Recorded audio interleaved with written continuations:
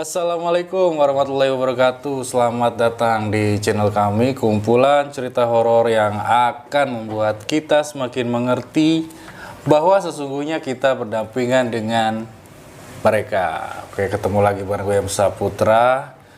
Setelah sekian lama akhirnya kita berdampingan, balik lagi buat bikin konten dan menyajikan cerita-cerita menarik buat kalian. Nah, seperti biasa, buat sekarang kita sudah kedatangan seorang narasumber yang udah nggak asing lagi, udah pasti kalian tahu semuanya. Inilah dia, langsung aja Bang Arya Sena. Halo Bang. Alhamdulillah. Ketemu lagi nih Bang. Setelah 2 bulan. Setelah 2 bulan ya, setelah 2 bulan kita vakum karena ada sesuatu. Oke, gimana kabarnya Bang? Alhamdulillah habis divaksin ya. Gempor. Mulai kerasa ya gejala-gejala? Terasa mantep banget, Astra emang tajem. Tapi konten-kontennya lancar nih? Lancar ya, baru kemarin gue divaksin jadi baru hari ini ngerasanya tuh. Ya tapi tetap semangat walaupun nggak enak badan juga nggak ada urusan. Ada terobosan apa nih dari channelnya Arya Sena Cerita Pendakian? Nggak ada sih, biasa aja lah. Paling satu segmen yang lagi gue kembangkan yaitu mata lensa bicara ya, dimana segmen ini kita sebagai presenter atau apa sih sebutannya, itu kita nggak akan memberikan statement apa-apa gitu, kita membiarkan penonton kita aja yang berkomentar. Jadi kita explore ke tempat-tempat yang angker atau apa, tapi kita nggak explain apapun. Oh, nggak ngedes gitu persihin di situ ada apa gitu ya. Kita biarkan penonton aja yang mendiskusikan. Jadi biarkan mata lensa yang bicara. Betul, mata lensa aja yang bicara udah. Ya, kita lihat apakah ada penampakan atau tidak. Tunggu ya, gua pipis dulu sebentar.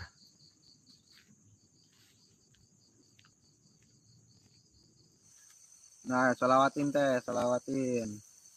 Bang Aditya, di mana Kang Arya? Di Cigudeg. Lewiliang ya? Lewiliang sama Cigudeg udah lewat Lewiliang ya? Udah lewat. Cigudeg. Kim Jong Un, Bang, coba lus-lus pohon arennya. Iya. Ngapain duri mulu? Ya, buat yang bisa mendengar suara selain suara jangkrik pasti merinding. Gua merinding ini tadi. Mantap sih kayaknya, mudah-mudahan manjang ya Bang ya. Amin. Dan terus diminati buat mata lensa bicara. Nah, buat sekarang nih kira-kira Abang mau cerita tentang pengalaman mana nih? Kayaknya masih seger ya, yang gua kemarin ke Gunung Lawu ya, 2019 kemarin. Ini ceritanya juga full horror, ini mantap ini. Waktu itu sama siapa ke sana Bang? Sama Rose ya, sama jadi Rose. Berdua betul ya. Oke, buat kalian yang penasaran tentang cerita dari Bang Arya di Gunung Lawu bersama Bang Ros. Mbak. Salah. Oke, buat kalian yang penasaran cerita dari Bang Arya Sena di Gunung Lawu tahun 2019 bersama Mbak Ros, tonton terus video ini sampai habis, simak ceritanya. Buat kalian yang punya komentar silakan langsung aja tulis di bawah, dan jangan lupa buat tekan tombol subscribe supaya channel ini terus berkembang. Oke, langsung aja, inilah dia kisahnya.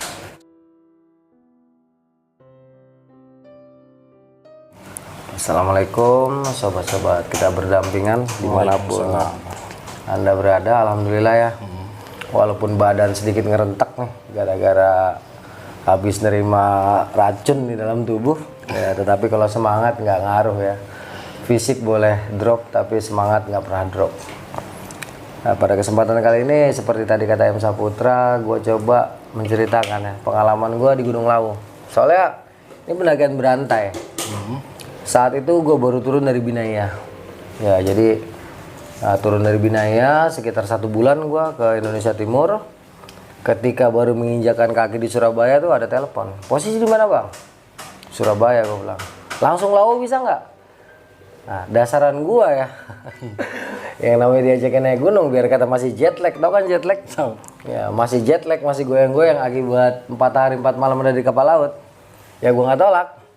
Gua kata jadi kapan? 2 hari lagi Bang. Oke kalau gitu. Gua tunggu di Surabaya.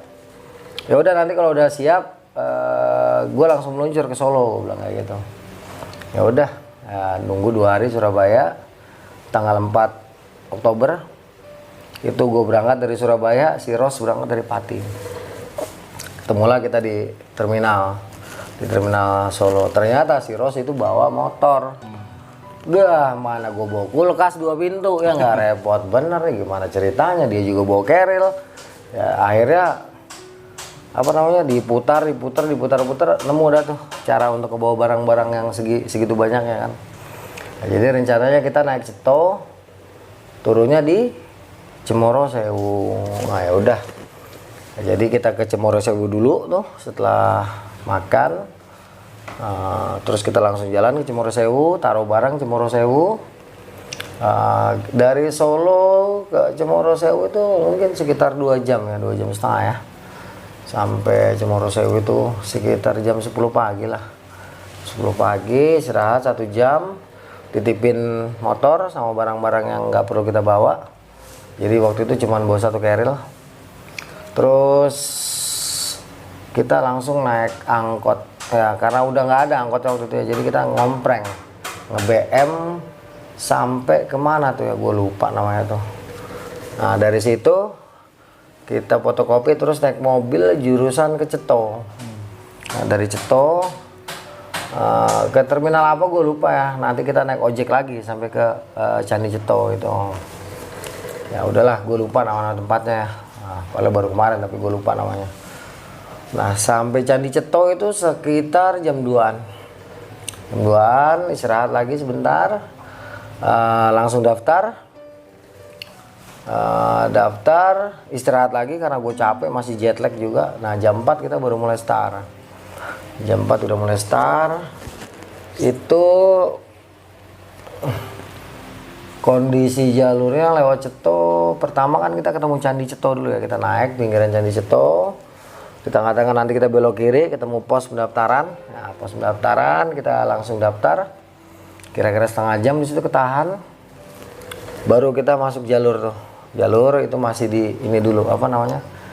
Posisinya tuh masih, kondisi jalur tuh udah dicor posisinya. Cor. Masuk areal Candi Ceto.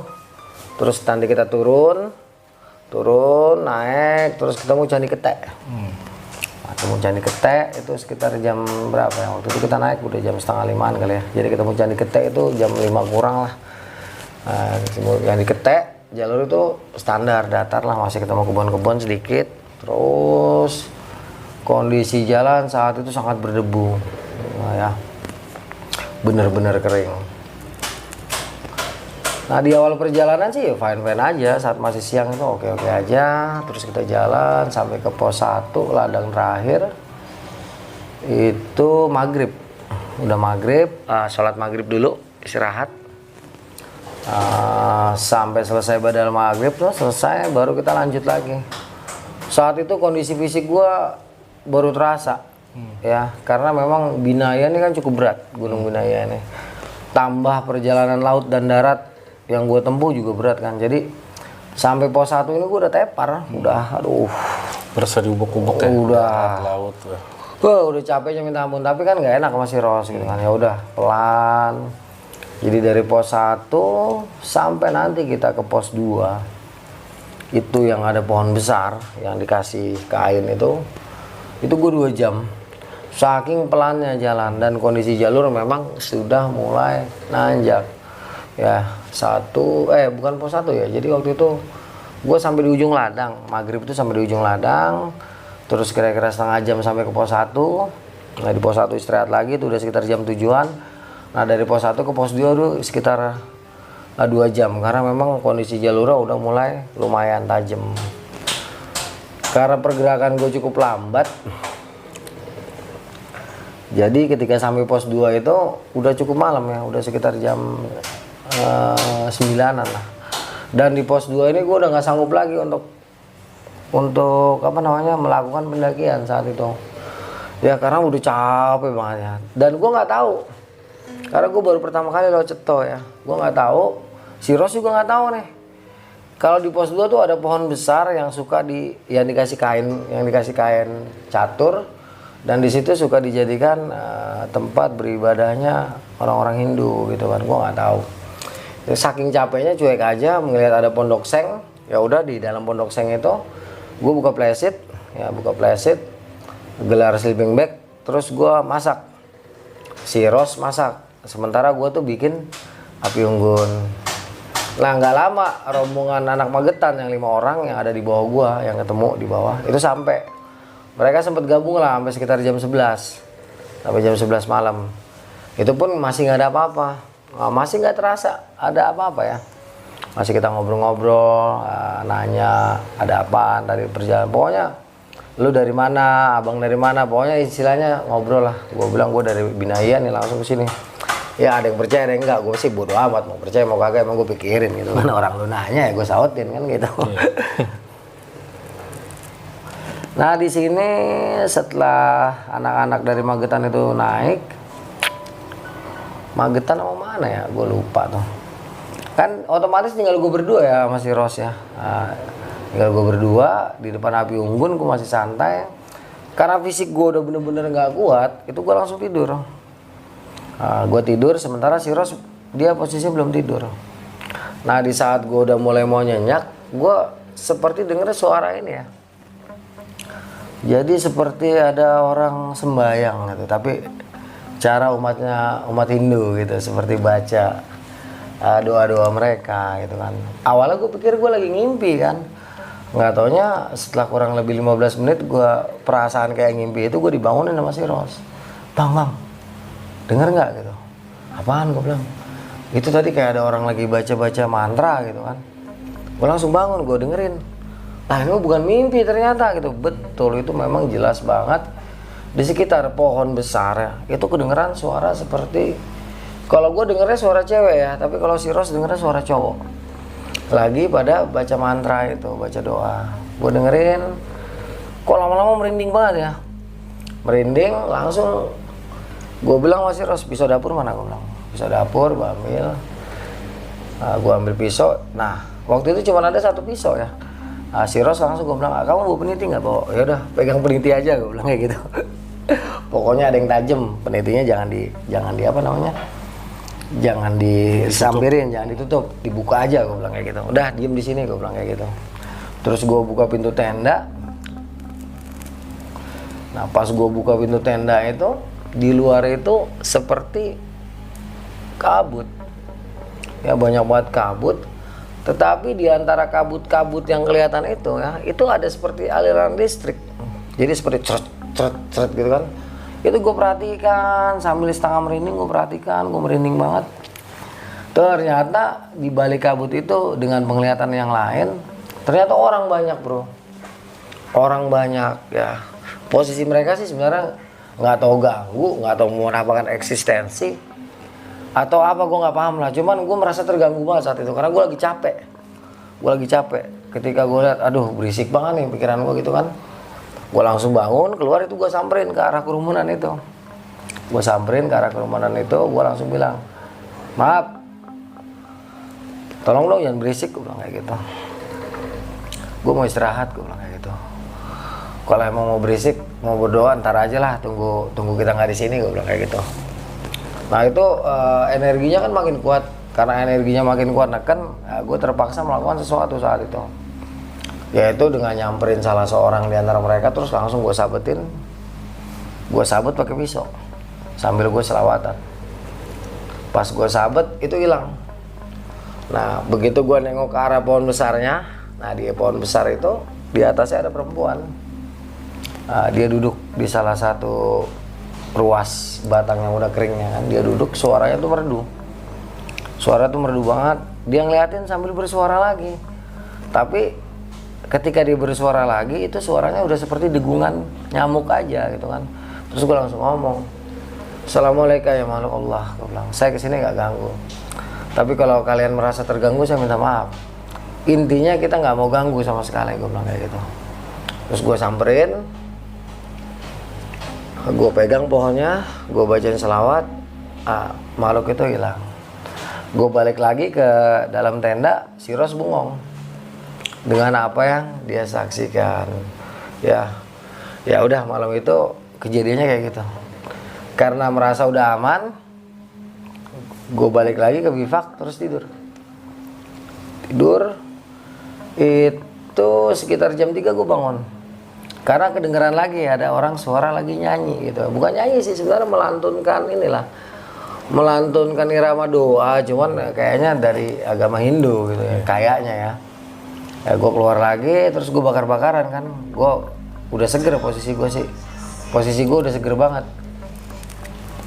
Gue keluar, si Ros gue kasih pisau. Kamu tunggu bivak, gue bilang kayak gitu. Gue keluar nyari kayu. Terus gue bikin margin safe, ya itu 2 lapis gue bikin margin safe. Karena saat itu Gunung Lawu lagi kering-keringnya, jadi kita harus pandai-pandai untuk menggunakan kalau kita main bakar-bakaran tuh kita harus pandai ya, membuat areal aman agar bara api ataupun percikan api yang ditimbulkan oleh api bakaran kita itu nggak nyamber kemana-mana. Jadi gue bikin margin safe, terus gue nyari kayu sendirian. Dan gue nyari kayu itu gue di sekitar pohon gede tadi, turun ke bawah sendirian, putar-putar ke belakang nyari-nyari kayu. Itu suaranya hilang udah tuh, suaranya hilang. Gue tengok ke atas sih, gue udah nggak ada apa-apa. Ya udah, gue bakar-bakaran tuh sampai sekitar 4:30 lah, nggak ada apa-apa. Karena capek gue tidur lagi. Ya, apinya udah jadi, udah aman, gue tidur lagi. Bangun-bangun sekitar jam berapa? Jam 7. Nah itu si Ros sudah di luar sambil merhatiin aja. Nah pagi-pagi si Ros baru ngomong sama gue, Bang, ini nih pohon yang biasa diambil sama youtuber. Ini pohon angker banget Bang katanya. Ya gue bilang ya gimana lagi, namanya kita nggak tahu dan gue udah capek banget ya. Ya udahlah biarin aja toh, kita nggak ada masalah, gue bilang kayak gitu. Ya udah. Pagi itu setelah ngobrol-ngobrol masalah itu pohon ya memang ini terlepas dari teman-teman mau percaya mau nggak terserah ya. Tapi memang itu yang gue rasakan. Walaupun jujur gue nggak bisa cerita full kejadian di sini karena gue khawatir ada pro dan kontra atau menyinggung lah gitu ya. Sebenarnya kejadiannya tuh lebih dahsyat, cuman harus gue cut ya karena berhubungan. Ada hal yang mungkin sensitif. Ada hal yang mungkin sensitif kalau misalnya dibicarakan gitu, betul. Jadi setelah pagi-pagi itu gue ngobrol-ngobrol sama si Ros, selesai masak, sarapan, packing. Jam 8 kita mulai bergerak lagi menuju ke Puncak Lawu. Jadi nggak tanggung-tanggung nih. Gue dari pos 2 target hari itu juga harus sampai ke Puncak Lawu. Udah. Ini yang nggak tahan pada saat itu bro adalah debunya. Karena saat itu kering. Pada Oktober, udah masuk Oktober ya. Harusnya udah hujan, tapi saat itu belum turun hujan. Jadi musuh kita sepanjang jalan adalah debu. Udah gitu panas yang luar biasa. Dari 2 ke 3 itu jalurnya juga mantep. Tanjakannya asik, tambah beban di pundak. Juga fisik yang terkuras habis selama perjalanan dari Maluku sampai ke Surabaya. Itu pun langkah gue terseok-seok parah banget ya. Jadi dari 2 ke 3 itu mungkin gue sekitar berapa ya? Sekitar 2 jaman, lama banget. Wah, beban juga berat kan di carrier gue, beban juga berat. Onggak, mana jalurnya udah ya melipir, muter-muter terus langsung dahsyat naik ke atas kan. Menjelang pos 3-nya apalagi tuh, menjelang ke pipa air bocornya itu kan. Pet bocornya itu wah, parah banget jalur. Kira-kira 2 jam sampai ke pos 3, istirahat lagi. Ini nggak ada apa-apa ya. Nggak ada apa-apa, masih santai. Nanti menjelang sore baru ada sesuatu lagi. Intinya sekarang tuh masih aman-aman aja. Di pos 3 istirahat. Terus gue bikin nutrisari sama madu. Gue minum. Gue berharap stamina gue saat itu akan kedongkrak. Tapi ternyata nggak juga. Karena apa? Kadang-kadang gue masih jet lag juga, ngerasa masih goyang kiri, masih goyang kanan gitu kan. Nah, setelah setengah jam istirahat pos 3, kita mulai bergerak lagi. Ini kondisi jalur udah mulai nggak enak ya, udah mulai enak, tambah kering. Dari 3 ke 4 itu gua sekitar 1,5 jam juga, 1,5 jam itu. Karena memang udah enak juga ya, kondisi jalur enak dan kering. Itu enggol, wah, terus ya kita ngelewatin hutan Lamtoro, terus nanti sedikit hutan pinus ada ya. Naik terus pemandangan tuh di sebelah kanan bagus ya, ada sebuah pegunungan yang cukup tinggi dipisahkan sama lembah yang cukup dalam. Itu bunganya bagus banget, indah banget. Jadi ya selain letihnya luar biasa, tapi masih terhibur oleh indahnya pemandangan di sebelah kanan jalur. Wah, ogal-ogel kira-kira 1 jam atau 2 jam lah sampai gue di pos 4. Karena saat itu di pos 4 ramai banget, gue nggak istirahat di pos 4 tapi bablas terus naik ke atas. Rencananya mau cari tempat yang enak, tetapi karena nggak ada tempat yang enak, akhirnya bablas terus sampai ketemu nanti jalur yang agak landai. Sebelum nanti kita masuk ke hutan cemara, gue istirahat di situ lama, sekitar 1 jam. Istirahat lama, gue capek banget soalnya istirahat. Itu udah sekitar jam 1 siangan. Tambah istirahat sejam sampai jam 2 tuh istirahat. Itu gue tidur di situ saking capeknya. Kita tidur, dibangunin sama Ros, bangun bang, lanjut lagi. Nah dari situ nanti setelah datar hutan Lamtoro ya, agak datar jalan belok ke kanan, itu jalur langsung hutan pinus, nanjaknya nggak kira-kira parahnya. Wah, itu sekitar setengah jam landai kita akan ketemu dengan Gulak Peperangan. Nah di Gulak Peperangan ini enak banget, datar, dingin, terus pemandangan tuh indah banget. Nah disinilah mulai ada beberapa penampakan. Padahal saat itu siang hari, tetapi karena mungkin ada satu karena gue letih, terus karena keletihan ini ya mungkin jadi mata batin tuh gampang ngebuka karena ada faktor pemicu dari dalam diri yang memang agak sulit dielakkan. Nah saat itu gue melihat penampakan sesosok ya, bukan makhluk ya, sesosok tokoh ya cukup terkenal di tanah Jawa. Beliau ada di depan ya, di salah satu sudut lah di Gulak Peperangan itu, dan beliau tuh gagah banget ya, gagah dan berwibawa. Gue nggak bisa sebutkan nama tokohnya karena memang itu mata batin yang melihat ya, bukan mata biasa. Dan untuk hal seperti ini ya mohon maaf teman-teman ya, tidak semua orang memang bisa menyaksikan. Bukan berarti di sini gue hebat atau lebih sakti dari orang, bukan. Justru ini kelemahan yang kagak enak sebenarnya kalau gue bilang. Harusnya kita nggak bisa lihat hal yang seperti itu, tetapi karena memang sudah takdir, akhirnya gue bisa melihat. Tetapi penampakan beliau ini nggak serem sama sekali bro. Tidak menakutkan, justru merasa damai, justru merasa tenang gitu kan, karena beliau ini tokoh yang cukup terkenal di tanah Jawa. Setelah gue melihat beliau, gue malah duduk tuh di Gupak Menjangan lagi 1 jam di sini karena gue sempat masak mie instan, bikin kopi sampai badan tuh terasa dingin banget ya. Nah si Ros di sini dia merasa dinginnya lebih, padahal saat itu gue nggak terlalu dingin lah ya. Jadi si Ros pada saat itu merasa kok dinginnya minta ampun.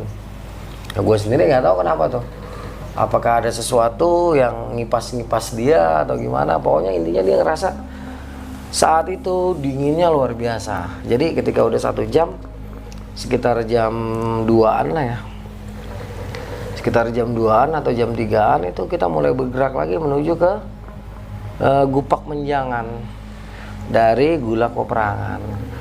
Nah Gulak Peperangan ke Gupak Menjangan itu mungkin jarak tempuhnya 1 jam kalau normal ya.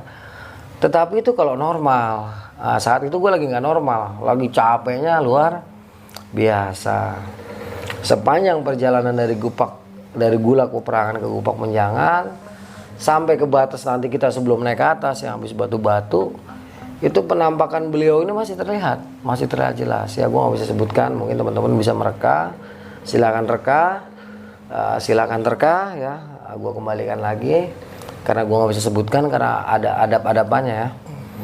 Kita diikutin sama beliau itu sampai ke batas itu. Selepas itu kita dilepas naik ke atas, agak parah, terus landai kira-kira 15 menit sampailah kita ke Gupak Menjangan. Itu di Gupak Menjangan itu udah sekitar jam 3 lah atau setengah 4. Tapi kita nggak istirahat lagi nih di sini nih di Gupak Menjangan ya, cuman berdiri sebentar. Nah, jadi Gupak Menjangan itu sebuah sabana yang luas ya. Di depannya itu ada tempat semacam kayak air ngembeng lah kalau musim hujan. Juga hutan pinus yang biasa digunakan untuk para pendaki ngebes ya. Di sini itu udara udah mulai dingin walaupun matahari pada saat itu terik banget. Udah di situ gue foto-foto jalan, lepas dari Gupak Menjangan kita akan masuk ke hutan pinus yang cukup padat ya, cukup gelap. Nah di sini nih, di sebelahnya kan hutan pinus sebelah kanan, sementara sebelah kiri itu padang rumput yang cukup luas. Nah di depan sana nanti di ujung padang rumput nanti ada semacam kayak lembah lah turun ke bawah agak dalam. Nah di sini lagi-lagi mata gua ya di luar mata normal, di luar mata yang seperti biasanya. Lagi-lagi tidak semua orang bisa seperti ini. Semata-mata bukan karena gua sakti, bukan karena gua punya pegangan atau apa, enggak. Tetapi ini mungkin bagian dari perjalanan nasib ya, perjalanan hidup gua yang harus memiliki hal seperti ini, kekurangan yang seperti ini. Lagi-lagi gua melihat di sini penampakan makhluk. Nah kalau ini bisa gue sebutkan. Nah, kalau yang tadi beliau nggak bisa gue sebutkan. Jadi di sini gue melihat penampakan itu sosok laki-laki yang gagah, tetapi dia berkepala kerbau. Jadi badan manusia, sterek, koker, tetapi kepalanya kepala kerbau dan matanya merah menyala. Padahal saat itu masih sekitar jam 4 sore. Tambah lagi, gue kan udah mau buru-buru di sini ya, mau cepet-cepet ninggalin area ini. Tetapi si Ros tiba-tiba ada masalah dengan perutnya dia. Jadi terpaksa dia harus bikin rekening untuk nabung. Dalam hati gue, aduh ketahan mana tuh makhluk. Energinya sangar banget ya. Jadi ini menurut hemat gue ya, menurut gue yang merasakan pada saat itu, gue merasakan energi yang dihasilkan dari manusia berkepala kerbau ini benar-benar dahsyat, tajam, karena sampai nusuk ke kulit ini nih, kulit telapak tangan juga telapak kaki, terasa seperti ketusuk-tusuk jarum gue. Dalam hati, ganas banget, gue bilang kayak gitu. Tambah lagi si Ros ini harus bikin rekening kan, gue bilang ya udah kamu bikin rekening sono, gue bilang ada sebuah tempat yang tersembunyi dengan belukar yang cukup lebat. Gue cek dulu tempat itu, gue cek, terus gue jongkok, gue lihat nggak kelihatan kemana-mana. Gue bilang oh ya udah di sini gali lubang, gue bilang kayak gitu. Sementara gue balik lagi ke titik di mana pertama kali gue ngelihat makhluk berkepala kerbau ini, ternyata makhluk itu udah mendekat. Itu makin mendekat ke arah kita. Dalam hati gue, loh kok deket? Karena waktu itu gue merasa nggak bisa apa-apa ya. Jadi gue serahkan segala sesuatunya pada Allah. La haula wala quwata illa billah. Terus gue berselawat. Ya gue tenangin diri dulu, gue selawat, baru gue tepuk pundaknya si Ros. Si Ros sadar. Oh salah bang ya? Salah kamu, kenapa mau kesini gitu? Keluar. Jalan keluar, begitu kita ada di luar dari Pasar Dieng, gue fokus lagi kepada sosok di mana ada anak muda tersebut, yang di belakangnya itu ada sosok manusia berkepala kerbau. Nah saat itu gue berpikir nih kayak si Anu gitu, firasat gue mengatakan anak laki-laki ini si itu gitu ya, karena dia menyebutkan nama gitu kan. Cuma waktu itu gue berpikir juga apa iya gitu kan, sebab begini loh. Yang gue lihat dan gue rasakan pada saat itu tentunya tidak semua orang ya, lagi-lagi nih nggak semua orang, tapi gue berhusnuzon pada saat itu ya mungkin saja ini anak ini ya. Lalu gue bilang sama Ros, gue melihat sosok yang kira-kira dulu sempat viral, gue bilang kayak gitu, kita kirimin doa aja, entah bener entah enggaknya gue nggak ngerti. Yang jelas yang terlihat waktu itu oleh mata gue, mata lahir maupun mata batin, itu memang seperti itu pemandangannya. Jadi gue diam dulu, gue tayamum, terus langsung gue baca Al-Fatihah, gue kirimin, gue sebutkan namanya, gue kirimkan. Begitu juga kepada makhluk yang berkepala kerbau tersebut, gue kirimkan. Kan itu mau nggak mau gue menjamkan mata ya, gue menjamkan mata entah berapa lama. Yang jelas itu Al-Fatihah itu 7 kali gue kirimkan, selebihnya itu selawat. Nah, begitu gue buka mata, itu udah nggak ada tuh. Udah nggak ada, yang gue lihat itu udah nggak ada.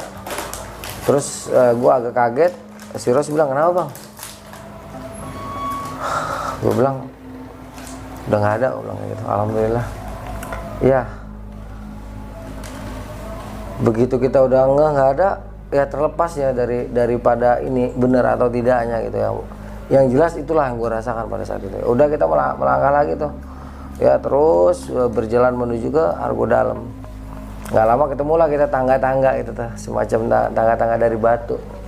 Memang daerah itu kayaknya seperti bekas peninggalan candi yang cukup besar dulunya. Nah, berapa tangga ya? Kalau nggak salah tiga anak tangga lah kita lewatin, 1, 2, bukan 3 anak tangga berarti 3 rangkaian anak tangga lah, 1, 2, 3, sampailah kita ke Argo Dalam. Dan itu udah sangat sore ya, udah sekitar setengah 6 lah, setengah 6 kurang, jam 5 lewat. Nah gue langsung ke depan Argo Dalam, ke warung ya, bukan warung Boyem ya, karena gue sangat terkejut. Ternyata sekarang di Puncak Lawu tuh udah rame banget sama warung.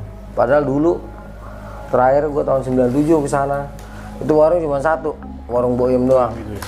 Nah saat ini warung udah berjejer, rame banget ya, rame banget. Nah di salah satu warung itu gue pesen teh manis, terus beli aqua ya, salah satu minuman mineral, minum, istirahat.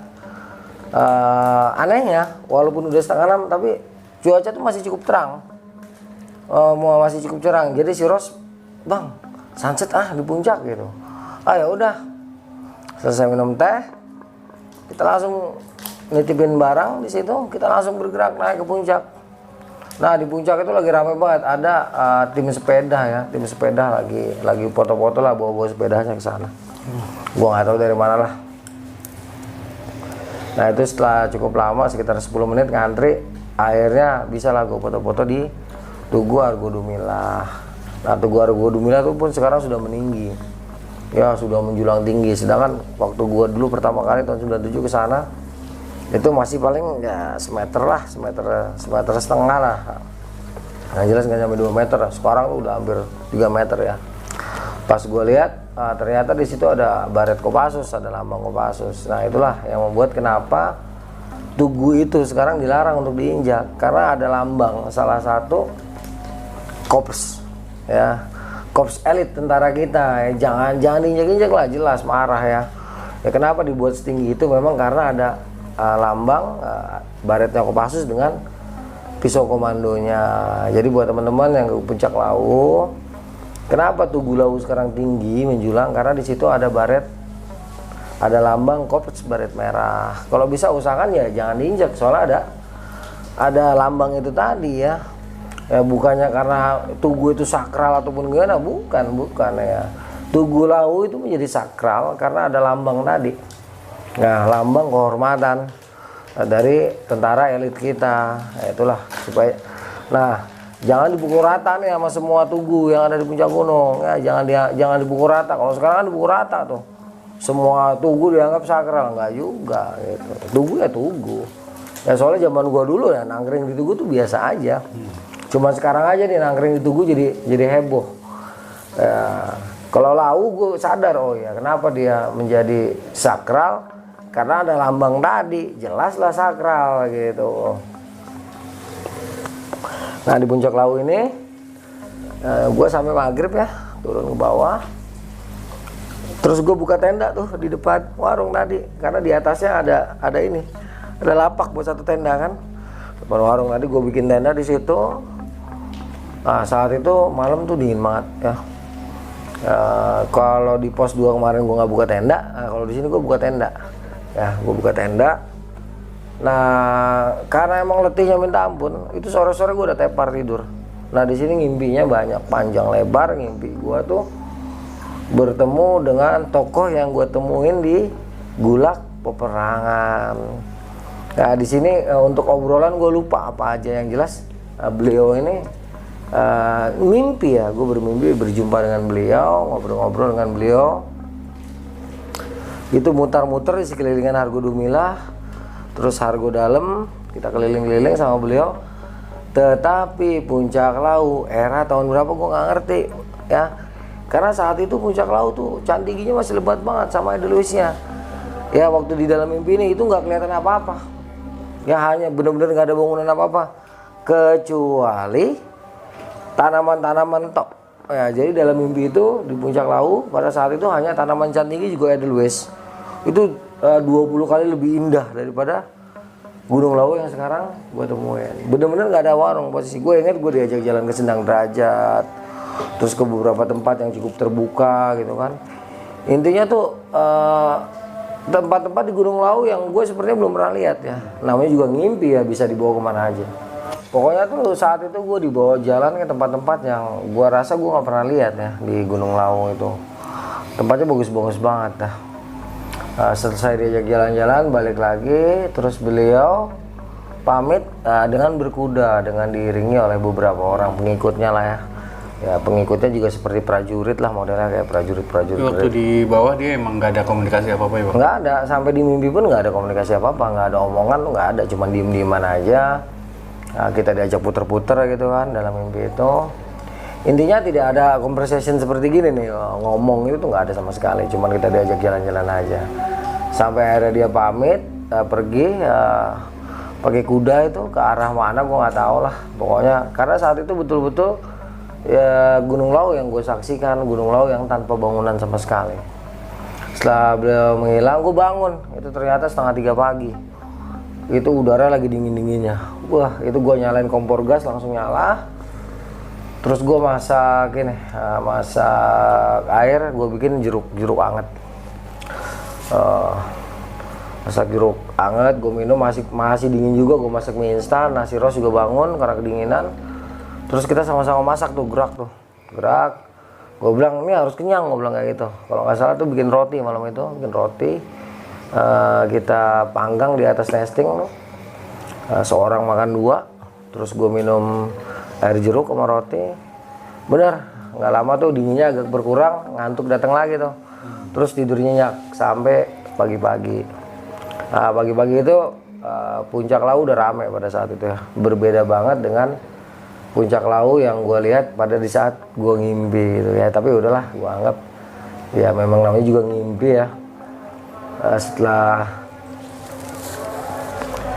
menikmati suasana pagi sambil masak, preparing kita masak, makan, selesai makan kita packing,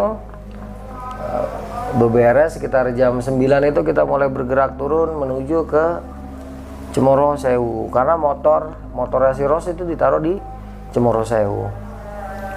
Nah gue masih teringat dengan jelas ya, Cemoro Sewu itu jalur yang sangat menyakitkan bagi dengkul kita ini ya, karena memang nukik tajam dan dia batu-batu full.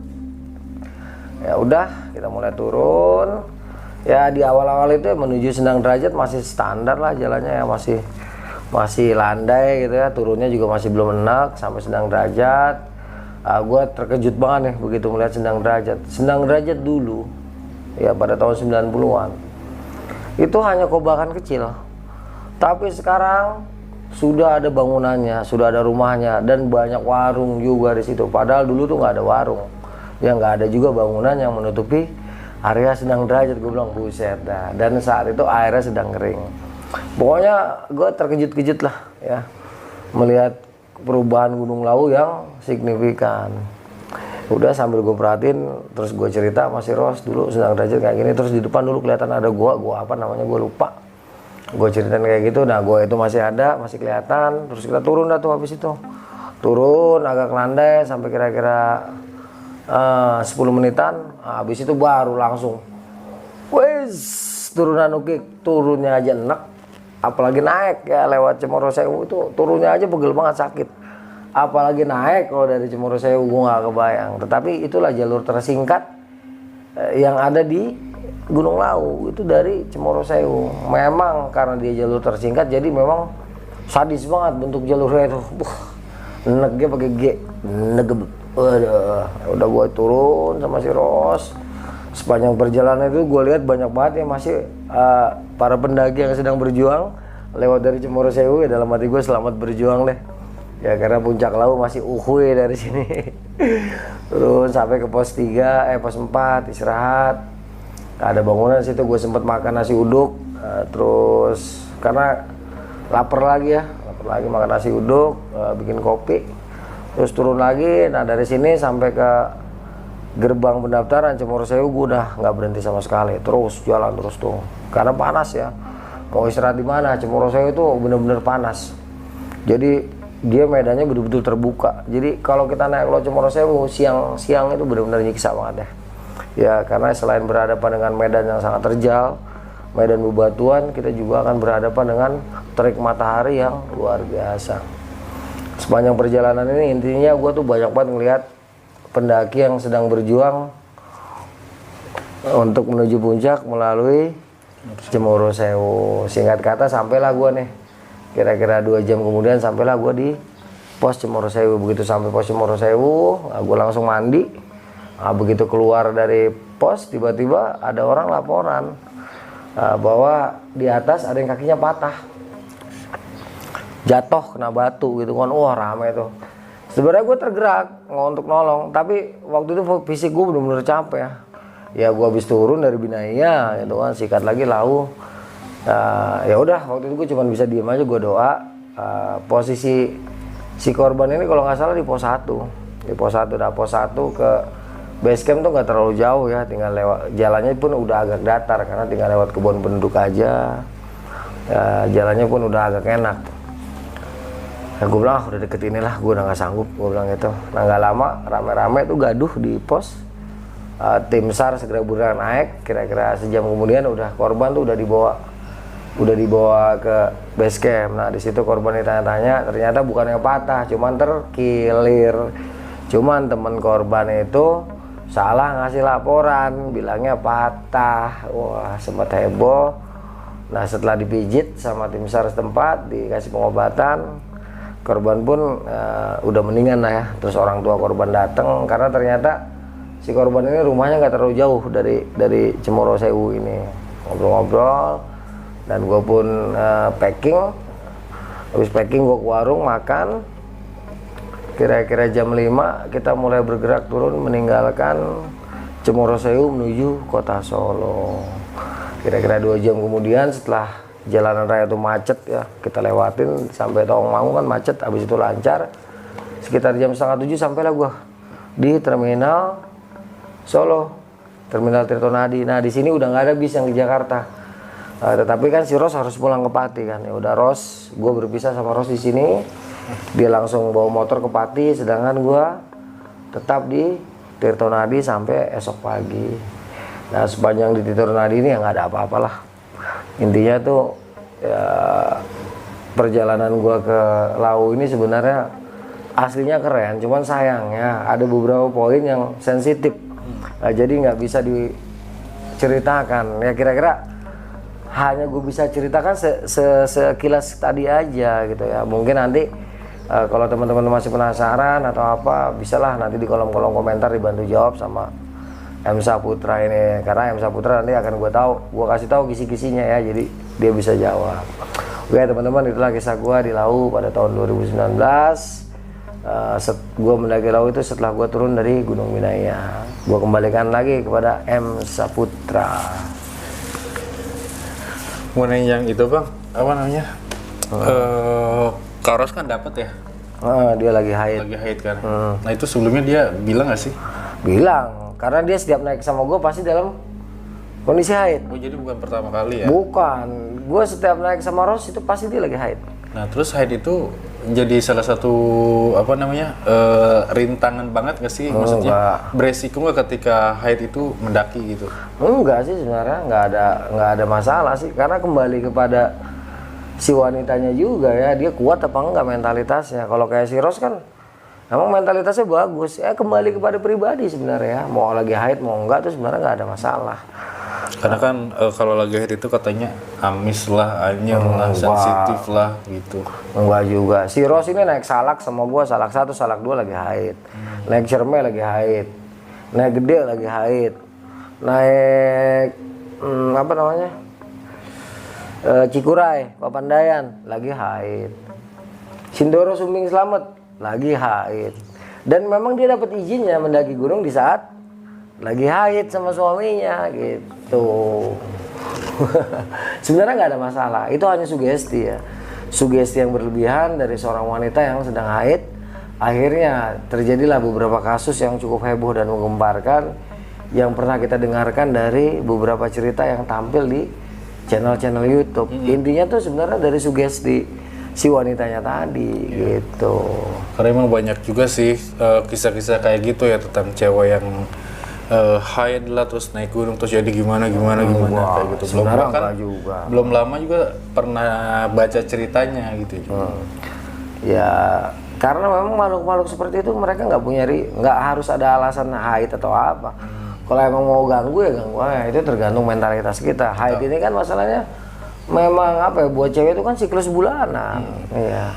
Jadi sebenarnya nggak ada masalah sih ya.